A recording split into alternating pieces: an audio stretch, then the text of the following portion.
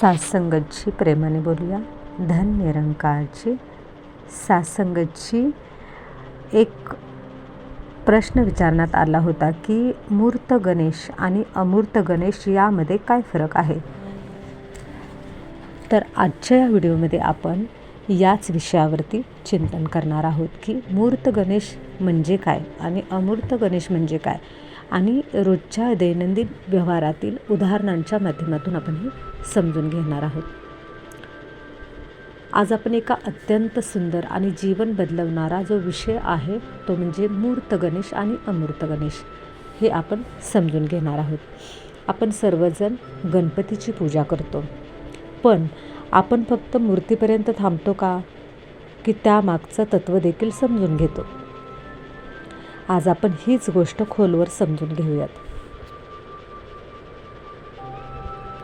मूर्त आणि अमूर्त गणेश यांची संकल्पना काय आहे. मूर्त गणेश म्हणजे काय.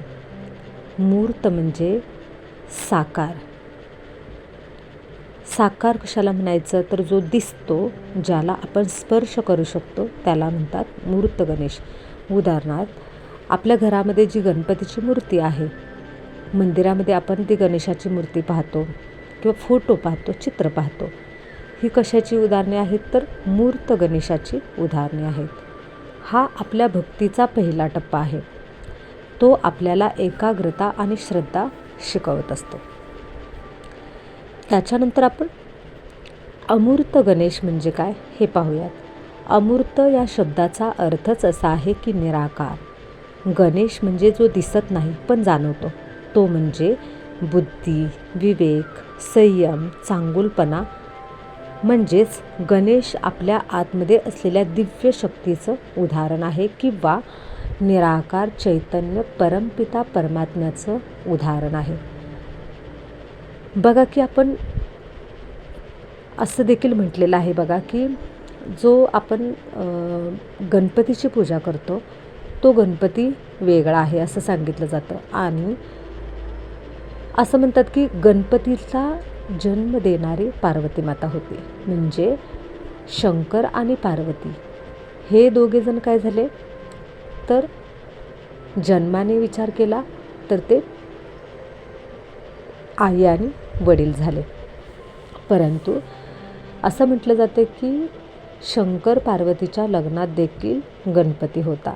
मग तो कोणता गणपती, तर तोच गणपती जो ही निराकार शक्ती आहे, त्या शक्तीने ही संपूर्ण सृष्टी निर्माण केलेली आहे.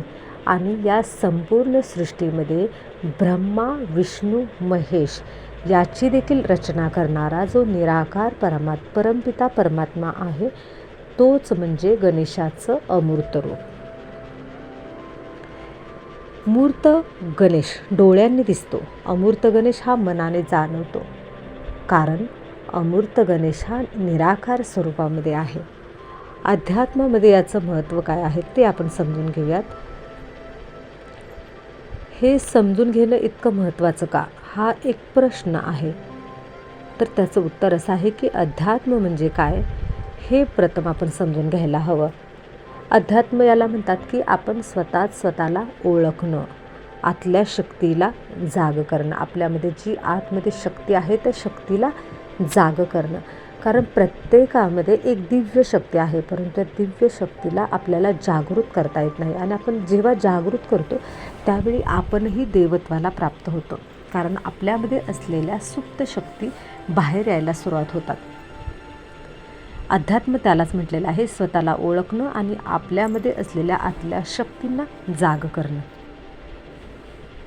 आता या ठिकाणी प्रश्न असा येतो की मूर्तपासून अमूर्तकडे प्रवास. मूर्त म्हणजे सुरुवात पण शेवट नाही.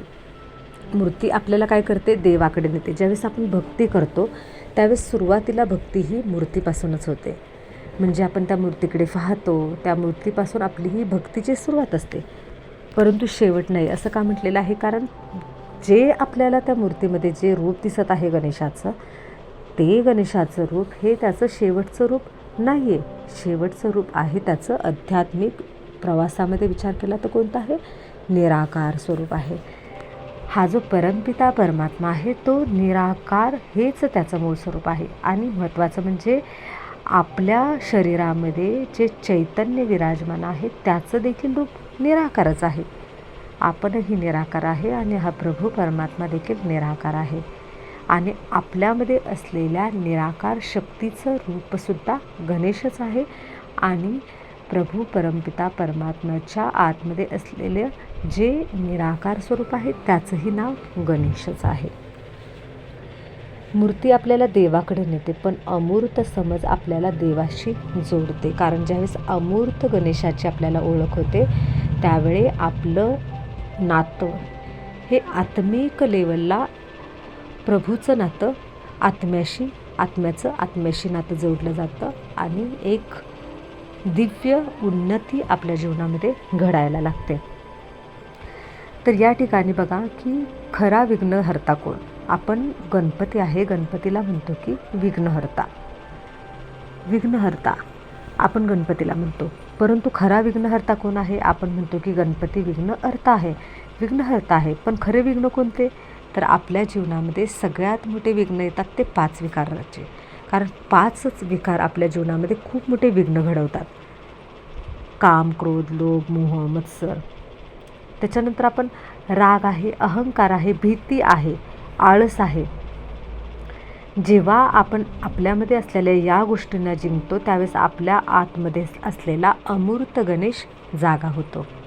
म्हणजेच आपल्या आतमध्ये असलेला जो अमूर्त चैतन्यरूपी जो आत्माराम आहे, जो झोपलेला आहे, सुप्त अवस्थेमध्ये आहे, तो जागृत होतो आणि आपल्यामध्ये असलेले हे सर्व विघ्ने, जी विकाररूपी विघ्न आहेत, जी आपल्या जीवनामध्ये खऱ्या अर्थाने अधोगती करतात. आपल्याला असं वाटतं की मी तर रागवलंच पाहिजे, मला रोजच्या व्यवहारामध्ये सगळ्यांना तोंड द्यायचं आहे, मला ऑफिसमध्ये मी जर रागवलंच नाही तर कोण माझं ऐकेल, माझ्या मुलाला जर मी रागवलं नाही तर तो कसा ऐकेल माझं.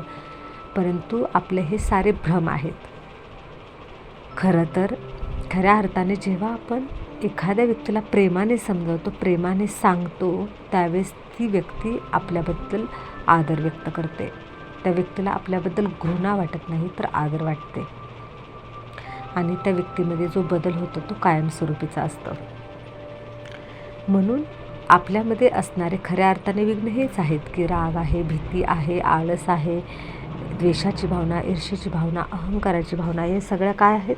आपल्यामध्ये असलेले खऱ्या अर्थाने हे विघ्न आहेत. आणि जेव्हा या विघ्नांचं आपल्यामध्ये मूळ नष्ट होतं त्यावेळेस आपल्याभोवती आजूबाजूला येणारी जी सगळी संकट आहेत ना, ते संकट सुद्धा सगळी दूर व्हायला लागतात. कारण आपलं जेव्हा मन शुद्ध होतं त्यावेळेस आपण एक अशा सकारात्मक पॉवरफुल ओऱ्यामध्ये येतो की आपली जी आत्मा आहे त्या आत्म्याभोवती जे वलय तयार झालेलं आहे, जे पॉझिटिव्ह झालेलं आहे, तर ते वलयसुद्धा पॉझिटिव्ह गोष्टीच आपल्याकडं अट्रॅक्ट करेल.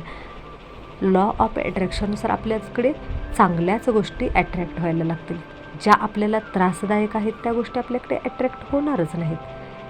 आणि त्याच्यातूनच आपली खऱ्या अर्थाने आध्यात्मिक उन्नती घडणार आहे. जीवनामध्ये असणारे सगळे विघ्न दूर होणार आहे, दुःख दूर होणार आहे आणि आपल्या जीवनामध्ये फक्त आनंद येणार आहे. म्हणून तर श्री गणेशाची पूजा करतात. जीवन बदलवण्याची ताकद फक्त पूजा केल्याने बदल होत नाही, तर तो बदल विचार आणि वागणूक बदलली तरच होतो. आणि हे विचार आणि वागणूक बदलवण्याचं काम हे अमूर्त गणेशाचं असतं. हेच अमूर्त गणेशाचं महत्त्व आहे. आता आपल्या जीवनामध्ये काही उदाहरणं दैनंदिन व्यवहारामध्ये आहेत की त्याच्यातून आपण ही गोष्ट अजून छान पद्धतीने समजून घेऊयात. उदाहरणार्थ बघा, आपल्याकडे सगळ्यांकडेच मोबाईल फोन असतो. मोबाईल हे एक मूर्त उदाहरण आहे आणि नेटवर्क, बॅटरी हे अमूर्त उदाहरण आहे. म्हणजे आपल्याकडे मोबाईल आहे हा आपल्याला दिसतो आहे, परंतु मोबाईलमध्ये जर बॅटरीच नसेल, नेटवर्क नसेल तर मोबाईल चालेल का? तर चालणार नाही. म्हणजे त्या मोबाईलची खरी ताकद काय आहे? तर बॅटरी आहे, नेटवर्क आहे. मोबाईल आहे पण नेटवर्क नाही, उपयोग आहे का? तर नाही आहे. तसंच मूर्ती आहे पण चांगले विचार नाहीत, तर उपयोग आहे का? नाही आहे. म्हणजेच आपण हे शरीर तर आपलं दिसते, मूर्त स्वरूपामध्ये दिसते, परंतु त्याच्यामध्ये जर विचार चांगले नसतील, म्हणजे त्याची बॅटरी डिस्चार्ज आहे. जेव्हा विचार आपले पॉझिटिव्ह होतील त्यावेळेस आपली बॅटरी चार्ज आहे. आता दुसरं उदाहरण घेऊयात अन्नाचं. अन्न असते बघा, थाळी, भाकरी, भाजी, हे काय दिसते आपल्याला? मूर्त स्वरूपामध्ये दिसते. परंतु त्यातून मिळणारी ऊर्जा आपल्याला दिसते का? तर ती दिसत नाही, तर ती अमूर्त स्वरूपामध्ये आहे. अन्न दिसतं पण शक्ती दिसत नाही, पण त्याशिवाय आपण जगू शकत नाही. तसंच मूर्ती दिसते पण आतली शक्तीचं जीवन आपली चालवत असते. आता बघा तिसरं उदाहरण आपण पाहूयात की गाडी आणि ड्रायव्हर. गाडी आहे ती मूर्त स्वरूपामध्ये आहे आणि ड्रायव्हरचं कौशल्य, शहाणपण हे अमूर्त. गाडी कितीही चांगली असली तरी ड्रायव्हर जर चुकीचा असेल तर अपघात होतो. त्याचा काय उपयोग ना, गाडी छान असून सुद्धा. तसंच आपलं शरीर मूर्त आहे. शरीर कितीही छान आहे पण जर विचार जर चांगले नसतील तर त्यामुळे माणसाचं जीवन बिघडतं आणि हे विचार हे अमूर्त स्वरूपामध्ये असतात. समजा कधी कधी असं होतं की आपण देवापुढे नमस्कार करतो पण लगेच कोणावर तरी ओरडतो. याचा अर्थ पूजा झाली पण गुण आले नाहीत. देवाला आपण नैवेद्य दाखवला, भुकेल्याला अन्न दिलं, तर बघा नैवेद्य दाखवणं हे काय आहे तर मूर्त स्वरूपातील उदाहरण आहे. भुकेल्या व्यक्तीला अन्न देणं हे अमूर्त स्वरूपामध्ये उदाहरण आहे. कारण की भावना कुठे छान आहे? अमूर्त स्वरूपामधील भावना, की एखादा भुकेलेला आहे त्याला आपण अन्न दिलेलं आहे. अमूर्त भावना ही जास्त महत्त्वाची आहे. मूर्त गणेश आपल्याला देवाजवळ नेतो, अमूर्त गणेश आपल्याला देवासारखं बनवतो. घरात गणपती बसवणं